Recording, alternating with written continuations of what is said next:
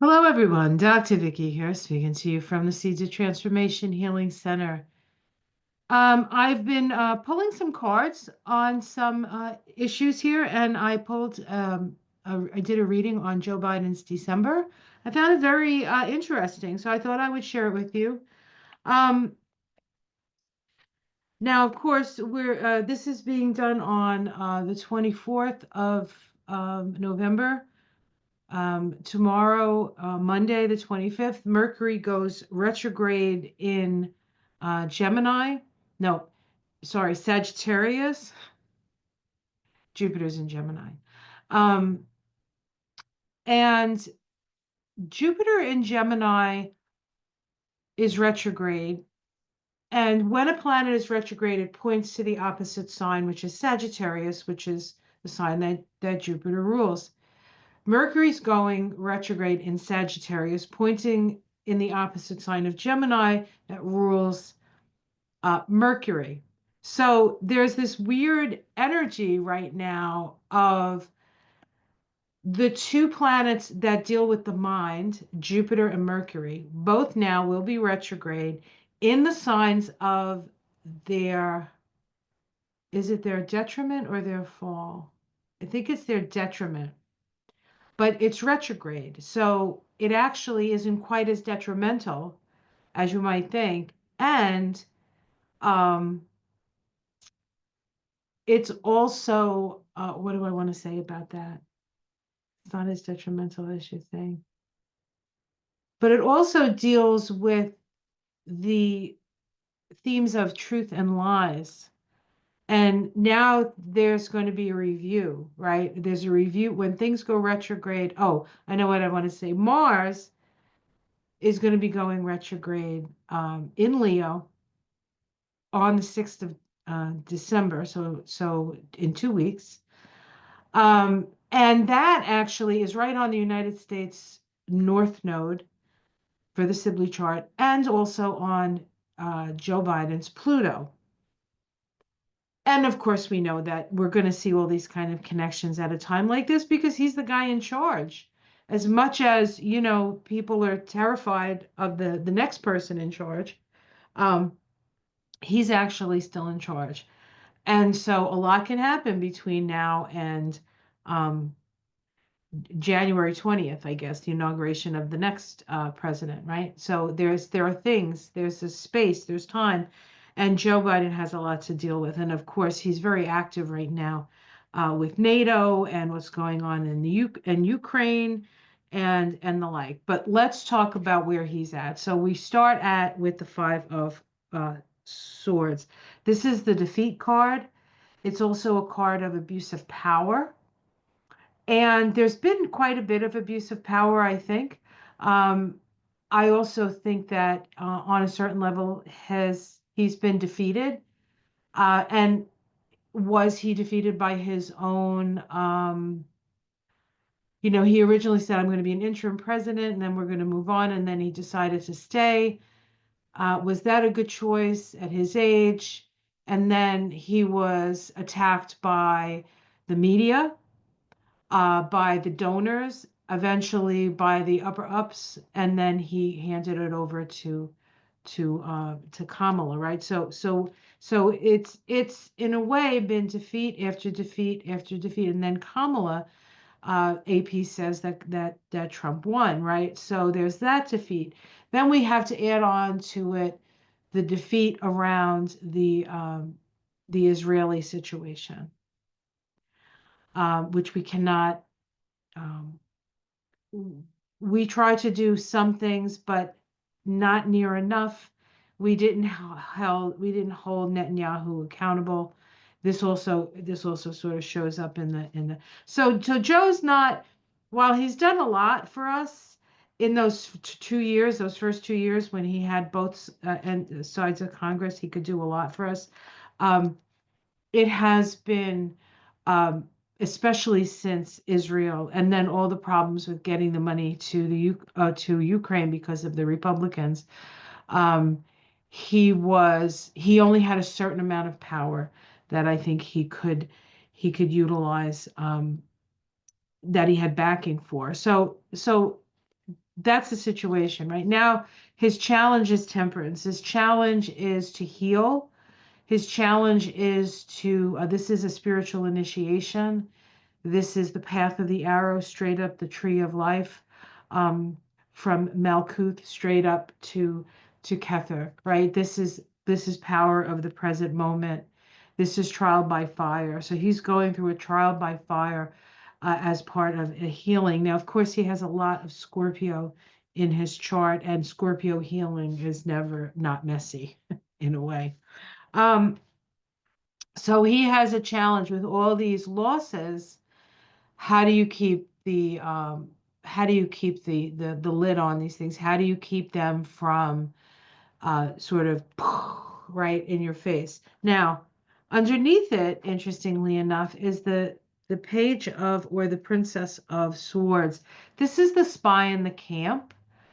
Um, this could be a spy in his camp, but I almost feel like it's a piece of intelligence. I think he got a piece of intelligence. And it's possible that it was a woman, but it doesn't have to be a woman, but it might be a young person. It's definitely somebody younger. But there's um, something's been heard. So, he's listening. This is listening to the airwaves. And I feel like something caught his attention. And now his attention, his Scorpio focuses on that. Okay. In the past, we have the Three of Swords. This is betrayal. I pretty much went over the betrayal in the first card, and probably talked about it because I knew that this was the card of the past. So he's had his heart broken. He's been betrayed. Um, but it's also sort of in a way broken a stalemate, a way of thinking for him that he would not have considered an alternative unless the heartbreak happened, unless the betrayal happened. Okay. In the sky, we have the Five of Pentacles. So this is the general sort of feeling out in the world, and it is of instability. People are feeling very unstable, whether it be war, the economy, climate change, people, Uranus and Taurus for like, I don't know, 6 years. Uh, People aren't feeling very secure. We all sort of feel we're all on a bit of tenterhooks, feeling like at any moment we could plunge to the depths, as it were. Okay, so that's just the general environment. So, he's not just kicking back and worrying about, at the end of Obama's thing. Now, from what you could see on the outside, his 8 years, there was this sense of he had some time to like hang out. We saw all these videos about him and Joe walking Joe with their glasses, and it was sort of like, trying to like remember the good times of his administration. There wasn't so much in his face the way it is with Biden. And of course, Biden is a Scorpio, and Scorpio is all about confrontation. So even though he doesn't seem like a confrontational guy, Biden, he seems like, well, and some people think he's just an old doddering fool. He's not. He's a Scorpio. We can't forget that, but we do forget it because all of Scorpio sits in the house of the 12th house, which is hidden. He comes across as a Sag. Everything's great, everything's optimistic, right? But that optimism comes to him through his ability to transform, regenerate, and reinvent himself, which is something that Joe Biden has been doing his whole career. In the immediate future, we get the Ace of Swords. This is about an action. It could be a legal action that he takes. It could be um, um, a defensive action because of something. He's taking an action, and it's going to change things. This action changes everything. How it's seen from outside, we have the King of Cups, Joe being Joe, pretty much. And depending on your point of view, you're going to see him as he's taking care of us, or you're going to see him as a doddering old fool, or you're going to see him as a warmonger. You're going to see him, whichever way people see him, they're going to see him. That's not going to change. Okay. I think Joe Biden will be looked at much more graciously uh, as in time. In time.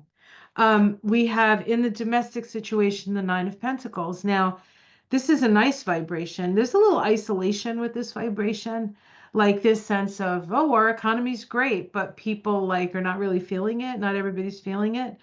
That could be it. But I almost feel like this is Virgo. This is work. This is work and work and work and work. So there's a lot of activity, a lot of working, a lot of detail stuff here. This is dealing with the details and a love of service. So he's good. He's not taking any time off. He's running the race till the very end. And even though he might be running like this instead of like this, at least he's running. At least not on a golf cart. He's running. Um, Hopes and fears is the chariot. So um, we want to see we want to see him whoosh in on his chariot and fix all the problems that we obviously have with this past election.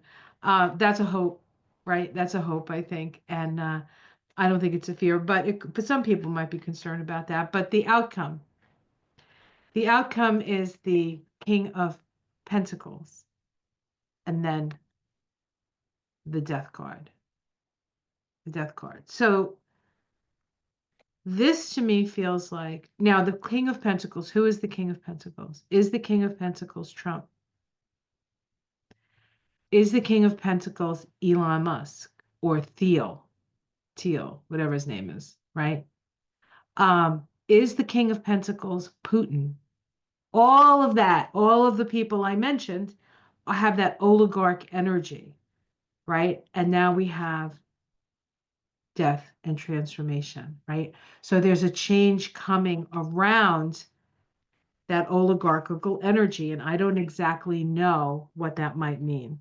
Actually, let's pull that up. Let's see if I can fix this while we're here. I'm sorry about this, guys. This just makes me nuts.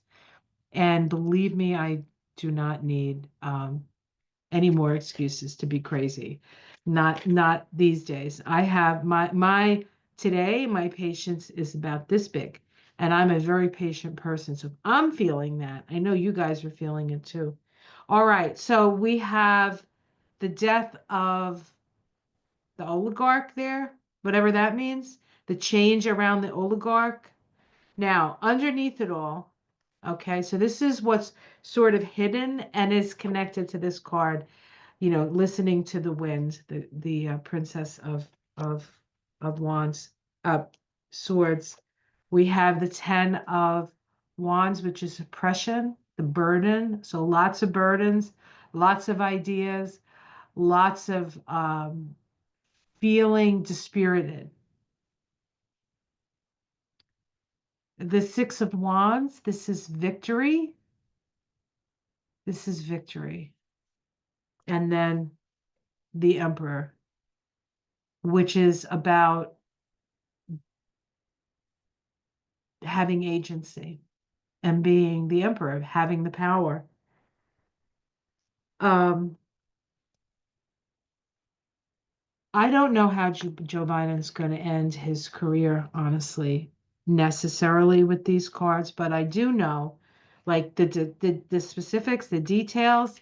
I would like to say he's going to see that there was shenanigans with the technology around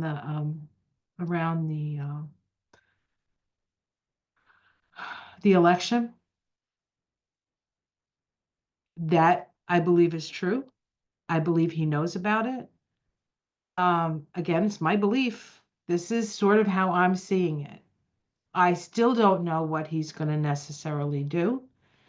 If he's going to um, go after this directly, or like how direct is it? Is it Trump? Is it Musk? Is it Putin? Like who do we now? Of course, Putin would be the hardest to get to, and Trump might be the most emotionally volatile person to get to. So it may be the easiest person to have a change and a transformation around might be Musk. He may have something on Musk and Putin. So I'm not really sure how that's going to work either. So, um,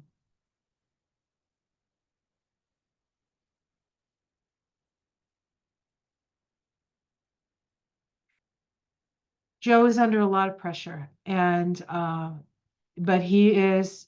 This is his last hurrah. He's going to take it to the end. And so, what I would suggest is to keep an open mind through this period.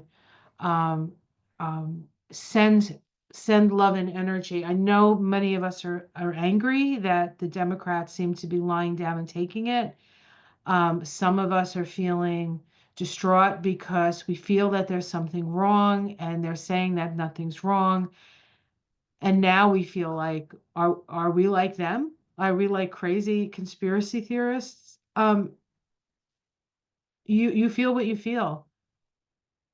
I think probably the most useful thing at this point is to focus on your what you want to see. So focus on the world you want to see without putting the details about how to get there and who's going to get us there and all that stuff. Okay, leave that to the universe. And in the meantime, send love and energy to all the leaders to make the best decisions because they really, at least on a world level, there's still that sense that that's how it works and that there are people in charge and then there's like a hierarchy. But that in its way is falling apart, and that is doesn't bode well for stability for us. So we're going to have to figure out how to be internally stable and how to connect with people of a like vibration, a like mind, and yet still be open to interacting with others who may think differently, but on the level of allowing the world to work in a little bit better way. So we have a lot of work ahead of us, guys. It's going to be an interesting December for Joe and for all of us, and we'll see what happens. But don't lose. There's indications here that something big could happen. I'm just not exactly sure what it is because it could be many things.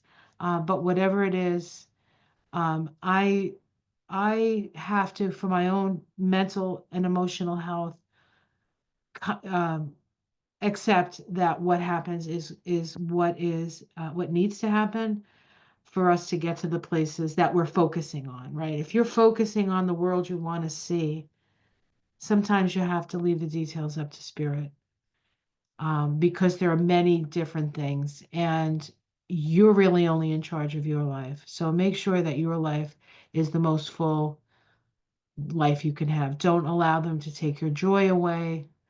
Um,